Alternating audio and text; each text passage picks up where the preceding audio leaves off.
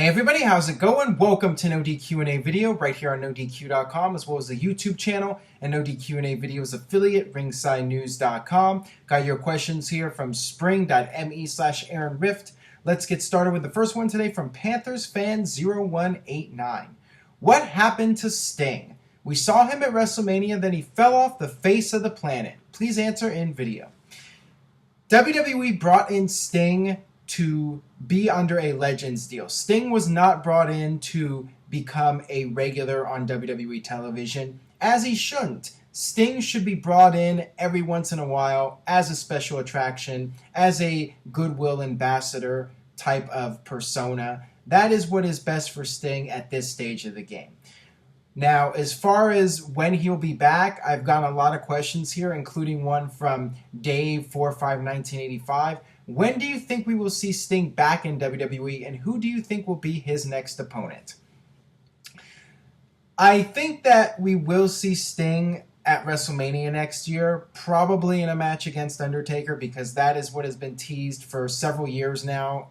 Most recently, the night after WrestleMania 31, they had Sting come out for that promo, and the fans were chanting Undertaker.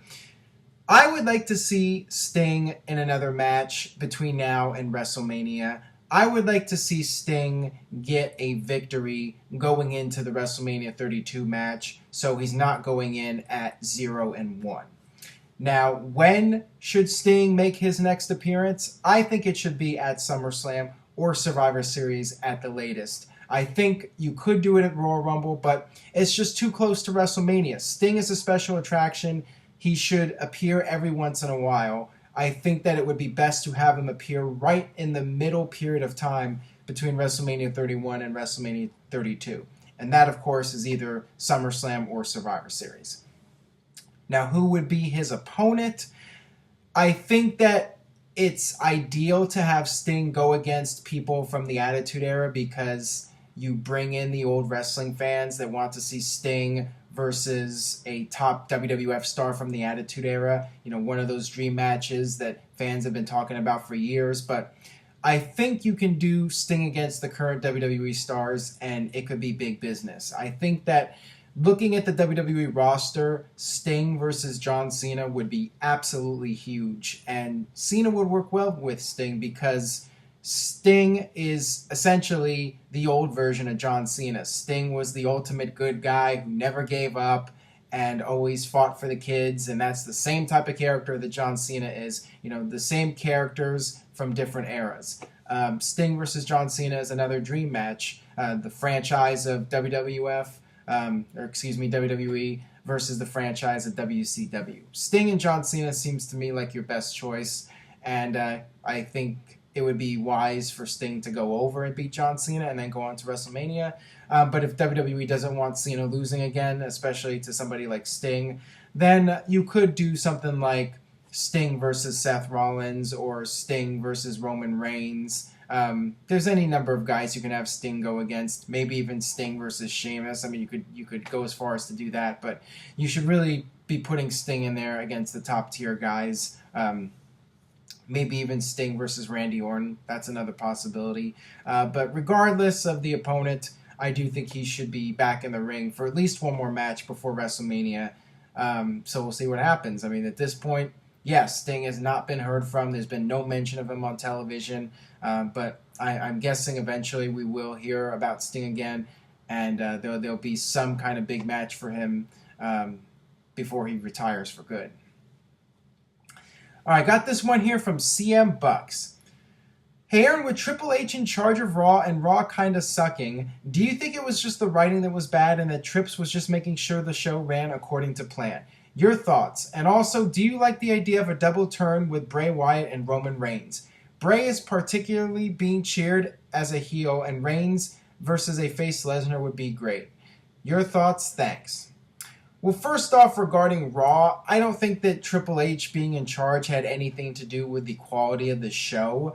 That is strictly on the writing team, and I just think it's a case of the writing team writing things and just following a pattern every week and just trying to keep the shows consistent. Writing a 3-hour television show is very difficult. It's no easy task. and having to write it every single week. I just felt that this week's Raw, I wouldn't say it was a bad show, but to me it just wasn't a very exciting show. But the thing is, WWE is going to continue doing solid business regardless of the quality of Raw. So they can just do the same show over and over again and people will keep watching. That's just the reality of the WWE landscape right now. And regarding a double heel turn with Roman Reigns and Bray Wyatt, wouldn't make sense right now because Bray Wyatt's doing some pretty dastardly things, playing the mind games with Roman Reigns, but it could be similar to Steve Austin and Bret Hart, where Steve Austin was just doing all these things to piss off Bret Hart, and finally Bret Hart just snapped. They could do that with Roman Reigns, where he just gets so angry and so frustrated that he just completely loses his cool, and you could theoretically do that. And Bray Wyatt, he gets very strong reactions from the fans, and they say the fans are the Fireflies or whatever. So Bray Wyatt as a babyface, I think, is inevitable, and Roman Reigns as a heel. To me, it could definitely work, and that could be a way to get Roman Reigns back in the main event picture without the fans just totally rejecting it. So time will tell. I think it's certainly a possibility. But the fact that WWE hasn't pulled the trigger on it yet with Roman Reigns, I figured that they would have turned him heel by now if they were going to. It could be a case where they are stubborn and want to keep him as a babyface and try to start all over and build him up towards the main event again as the top babyface, as the eventual replacement for John Cena as the top guy. All right, this one comes from Richie Gore 66. Hey Aaron, how do you feel about Chyna doing her hardest to mend things with Vince, Hunter, and the WWE? She has been getting a lot of buzz lately and campaigning to be in the Hall of Fame. Do you think it'll finally happen? As I mentioned in the previous video, I think it's unlikely that she will go into the Hall of Fame. She showed up at the Hall of Fame, she showed up at the headquarters without any notice from WWE. She just went there and did it for publicity and to raise awareness about her documentary. I don't think WWE wants to touch Chyna with a 10-foot pole, to be honest. I think that they want to stay away from the drama, and they don't want the negative publicity that is associated with Chyna and the headlines, porn star going into the WWE Hall of Fame. I think they just want to avoid that at all costs. Now, if Chyna stayed out of the headlines for a long period of time and didn't have all the negative publicity, I think down the line, eventually, WWE would consider it. I would say never, because we saw Bruno go into the Hall of Fame. We saw Randy Savage go into the Hall of Fame. It's definitely a possibility. How much of a possibility? I'm going to say not much at this point, but one day I think she will get into the Hall of Fame. I feel, based off of the things that she did in her career, she deserves it. She deserves a Hall of Fame induction. She was a game changer for women in the world of WWE. She wasn't just a model. She got in there and she went toe-to-toe with the men. She was the first female in the Royal Rumble. She was the first female IC champion. She broke a lot of ground as a female competitor and as a personality and superstar.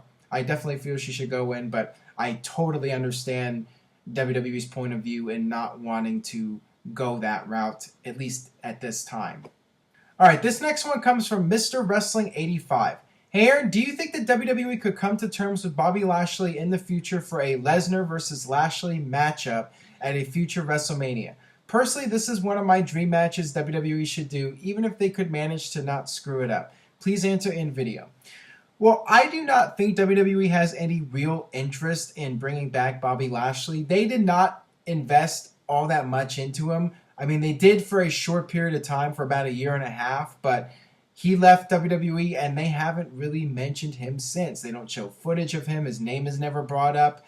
It's not like he's one of these all-time legendary WWE superstars. So I don't know if WWE sees the dollar signs with Bobby Lashley. And as far as WWE is concerned, TNA is a non-entity, and Bellator is not really all that much to brag about. It's not the UFC, and WWE might feel that Lashley isn't really a a money star that they need to spend money on and bring him back and put him in there against Lesnar.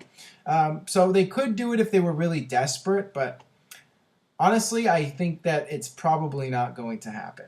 But anything can happen. Never say never, and you just have to keep that in mind. I mean, maybe one day Lashley and WWE will come to terms. He'll be back.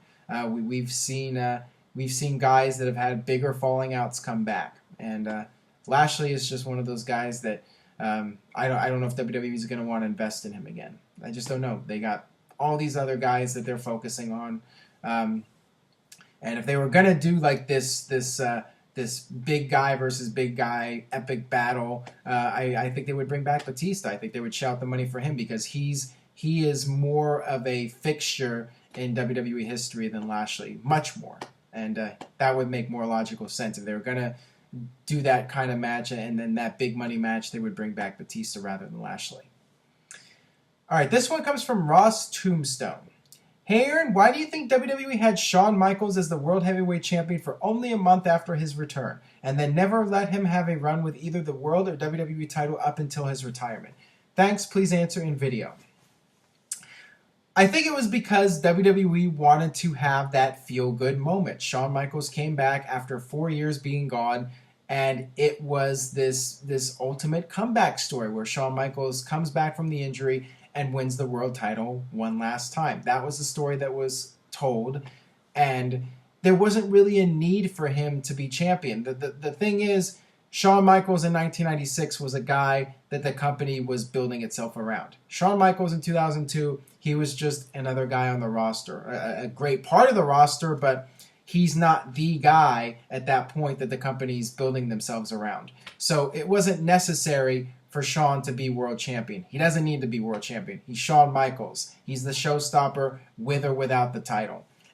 He came back and he was putting over other people, and he was doing everything he could to make the company better just by being Shawn Michaels. And it wasn't about the ego anymore. It's just about Shawn Michaels coming back and making the place better and making a difference. Didn't need to happen where he won the world title again or had a lengthy reign. Just the fact that he could come back and win it one more time. I mean, that was really what it was all about. All right, got this last question here from Sheamus is Money. Sheamus and King Barrett versus Finn Balor and Neville, or Sheamus versus Finn Balor and King Barrett versus Neville at WrestleMania 32. What do you think about these matches? Battle of the Irish and British kind of thing. I don't like the idea of my favorite wrestler in a tag match at Mania, but it would be cool.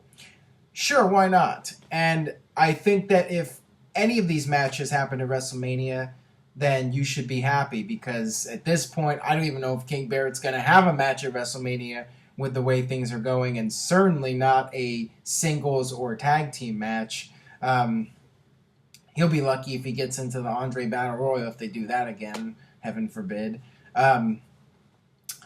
It would be a unique type of match to have these guys go at it, or even a fatal four-way match. You didn't mention that. You could do something like that for the IC title. That's a possibility. Sheamus, who knows where he'll be at that point, if he'll be in a higher position, if he'll still have the Money in the Bank briefcase, but if not, any combination with those guys, if they had that match at WrestleMania 32, would be really good stuff. So, sure, why not? Like I said. All right, that'll wrap it up for this edition of NoDQ&A video. Thanks as always for watching. Subscribe, youtube.com/NoDQCAW. Stay tuned to NoDQ.com for the very latest, and I will see you guys next time.